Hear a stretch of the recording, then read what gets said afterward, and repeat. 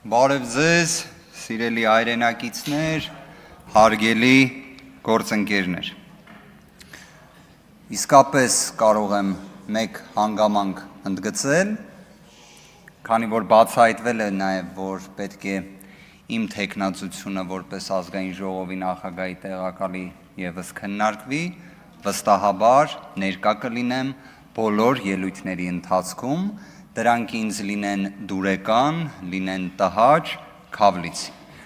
Ինչի համար եմ դա ասում, ոչ թե որպես սուբյեկտիվ պատկերացում, այլ որպես ազգային ժողովի, որպես ինստիտուտի նկատմամբ վերաբերմունքի ընդգծում։ Հետաքրքիր հանգամանք է, չէ՞, մենք խորհրդարանական կառավարման համակարգը որպես մոդել որդեգրած երկիր ենք, եւ այդ իմաստով այս ամբիոնը, այս նիստերի դահլիճը ամենամեծ պատասխանատվությունը պետք է կրի։ Անկեղծորեն եմ ասում, վերջին 4 տարիներին ես այդ աստիճան ուշադրությամբ չեմ հետևել ազգային ժողովի աշխատանքներին, ինչպես վերջին օրերին։ Երևի թե նկատած կլինեք, ուժեղ Հայաստան խմբակցությունը բոլոր ելույթների ընթացքում ներկա է ազգային ժողովի նիստերի դահլիճում։ Դրանով ինչ ենք ուզում մեր հանրությանը, մեր հայրենակիցներին փոխանցել։ Սա ի դեպ հենց օբյեկտիվորեն գաղտնազերծեմ այս հանգամանքը, մեր խմբակցության ղեկավարի դիրքորոշումն է,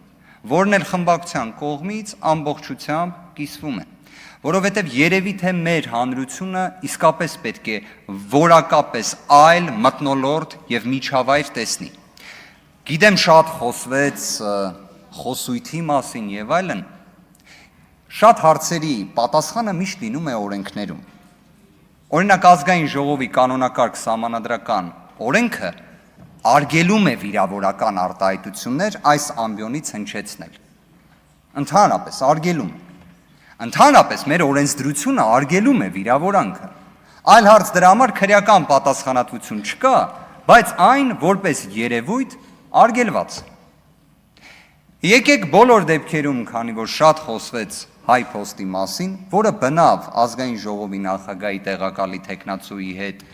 դասական իմաստով այս ընտրության առնչություն չունի, բայց հանրային դիսկուրսում գտնվող հարց է։ Եկեք հարցը այսպես ձևակերպենք. արդյոք պետությունը լավ կառավարիչ է, թե ոչ։ Արդյոք պետական պաշտոնյաները մասնավոր ոլորտին վերաբերող ծառայությունների տեսանկյունից լավ կառավարիչ են, թե ոչ։ Միջազգային փորձը օրինակ այս հարցին ուղիղ պատասխան է տվել, որ ոչ,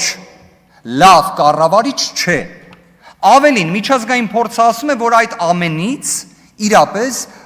կոմունիզմի կամ կարմիր գույնի մշակույթի հոտն է գալիս։ Հիմա ոնց է ստացվում, որ Հայաստանի Հանրապետությունը սրընթաց այդ ուղղությամբ է գնում։ Կամ կառավարիչներ են նշանակվում պետության կողմից, կամ պետությունը փայատեր է դառնում հիմնարկներում։ Այս մոդելը որտեղից է վերցվել, օրինակ ասում են, չէ, միջազգային լավագույն փորձն, international best practice,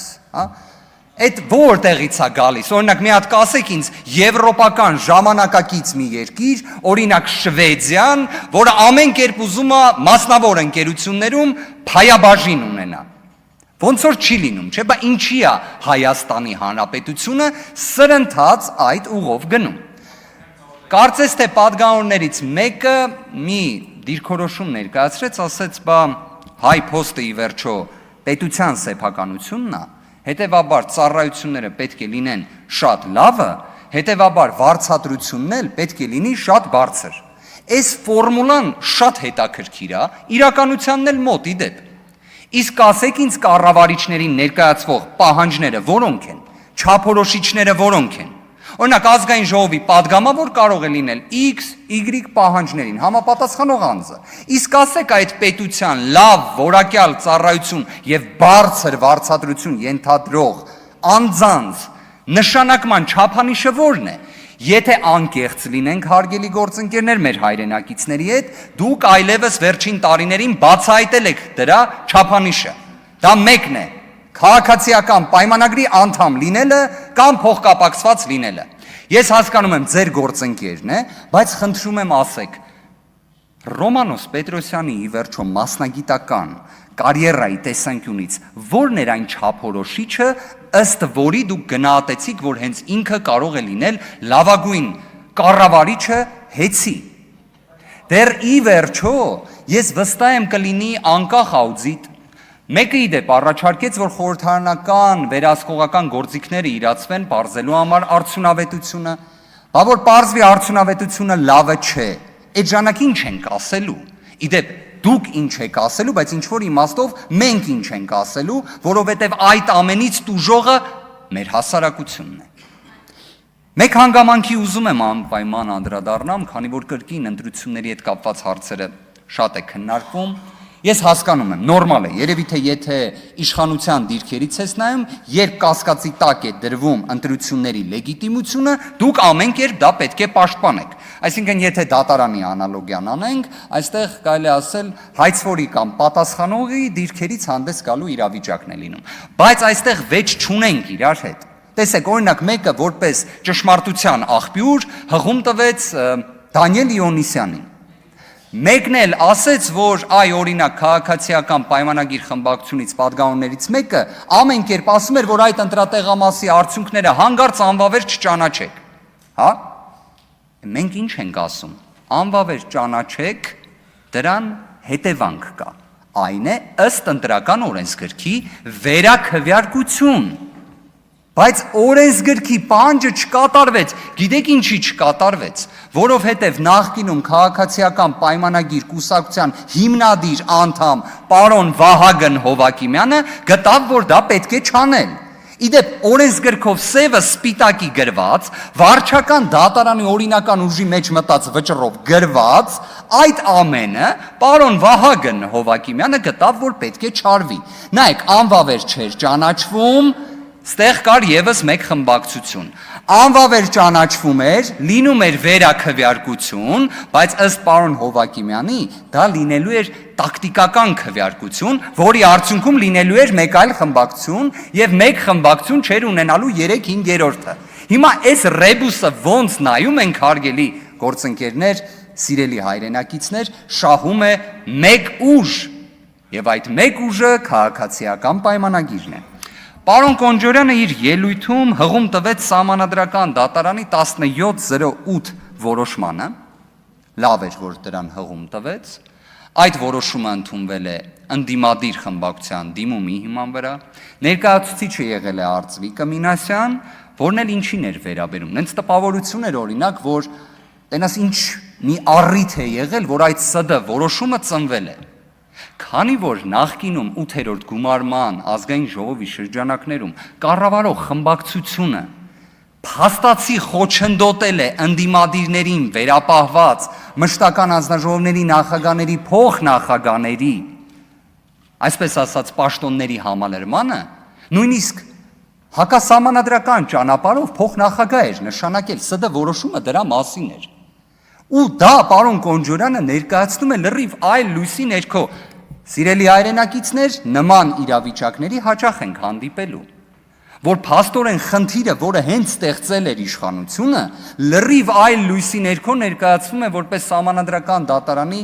որոշում։ Ես չեմ կարող անդրադարձ չկատարել քաղաքական բանտարկյալների հարցերին։ Այո, Հայաստանի Հանրապետությունում կան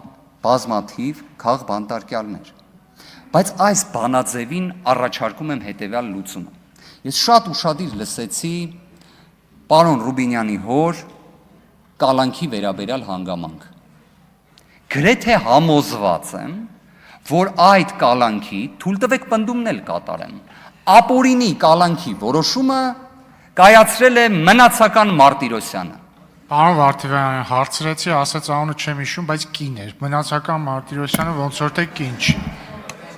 Իդեպ, պարոն Ռուբինյան, ես եկեք ամեն դեպքում իմ վարկածը շարունակեմ, քանի որ այստեղ նստած է պարոն Միքայելյանը, ում վերաբերյալ հաստատ մնացական Մարտիրոսյանը որոշումել է կայացրել, վճիռել է կայացրել, որն էլ ի վերջո համարվել է իրավունքի խախտում, դա էլ արձանագրենք։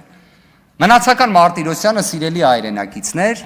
2018 թվականից հետո ամենից բարձր պաշտոններն է զբաղեցնում դատական համակարգում, ամենից շատ կալանքի որոշումներն է կայացնում Հայաստանում, եւ դուք դրա հետ համերաշխ եք։ Պարոն Ռուբինյան, այստեղ ոչ թե ուզում եմ որևէ կերպ անձնավորեմ, բայց բանաձևը 30 վայրկյանում ընդգծեմ։ Երբ անձը ունենում է հանրային հեղինակություն,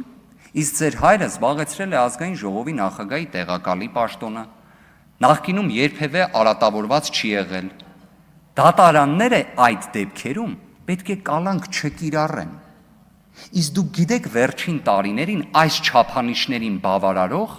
քանի անձանց են կալանավորել, հարյուրավոր, հիմա էլ կան կալանավորված, այստեղ է ամբողջ խնդիրը, դեռ հին Հռոմում ինչ էին ասում, դրանով էլ ավարտեմ խոսքս, ասում էին թող արդարությունը իրականացվի, թեկուզ երկինքը փուլ գա, Հայաստանում իրավունքը պետք է գերակայի, վստահ ենք կգերակայի, շնորհակալություն։ Պարոն Վարդանյան, ձեր տունը Շինվինից եք ասում, ոնց որ դուք չեք Քոչարյանի ցուցակով պատգամավոր, ես էի Քոչարյանի ցուցակով պատգամավոր, դուք էլ մարտի